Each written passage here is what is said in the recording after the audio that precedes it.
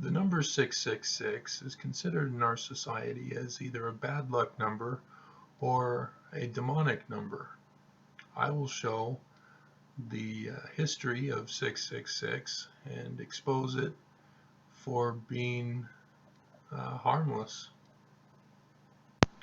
The number 666 comes from the book of Revelation of the New Testament in the Bible, chapter 13, verse 18. It reads, "Here is wisdom. Let him that hath understanding count the number of the beast, for it is the number of a man, and his number is 666."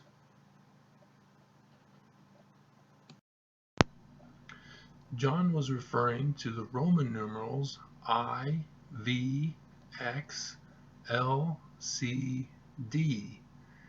In the Roman numerals, they represent numbers.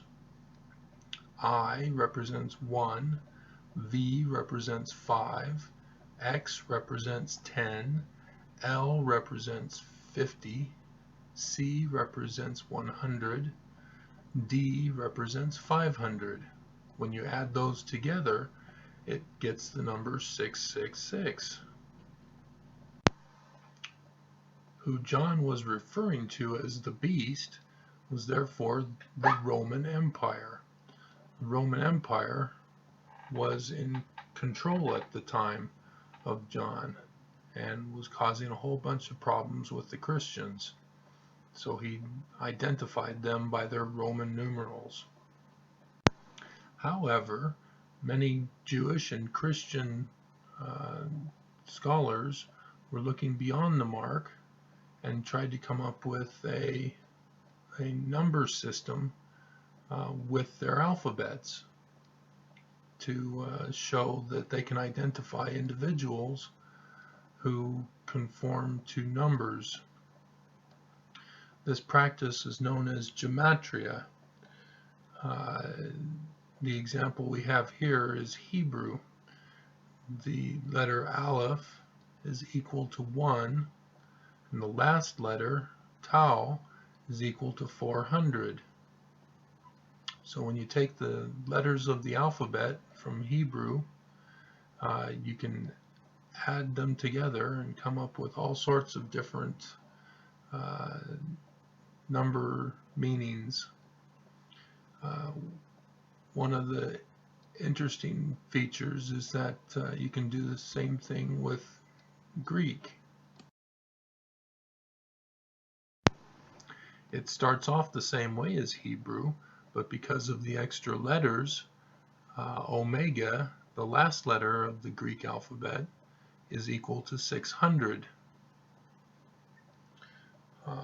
Some of the other problems are that people add and take away letters or to fit their own definitions and number systems.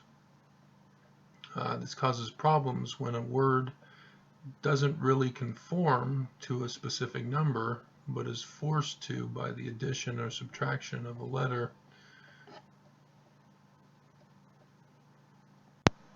There is also the problem that there are many combinations for a specific number.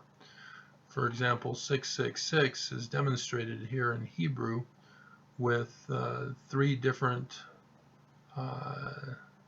examples.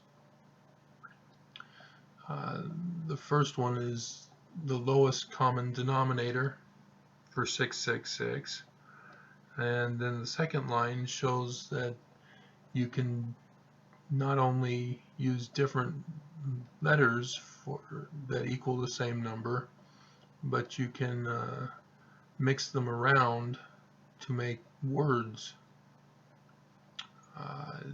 that conform to the number system. For the ancient Babylonians, the number 7 was a bad luck number. On this number, in their calendar of 7 days in a week, the 7th day was the day for resting, because they didn't want to do any labor on a day that was cursed or considered a bad luck day. This can be identified with the post-captivity Jews who adapted the Babylonian ways and altered their scripture to show that their Sabbath day corresponds with the seventh day of the week.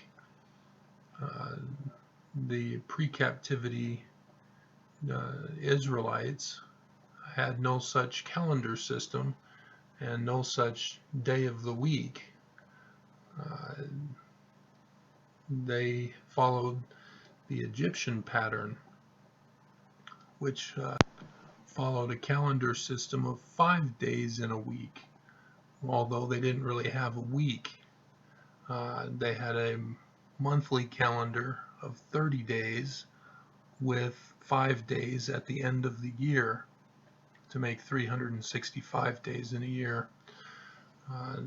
These Israelites originally had a creation story similar to the Egyptians of just 5 days of creation, or 5 periods of creation, so that there are 5 events that occurred rather than 7 in our current biblical text.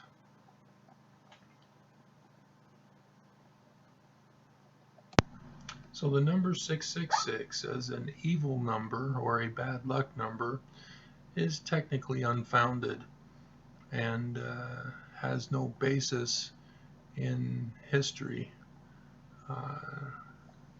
The number 7 would be the only bad luck number in recorded history, and that belonged to the Babylonians of 500 BC.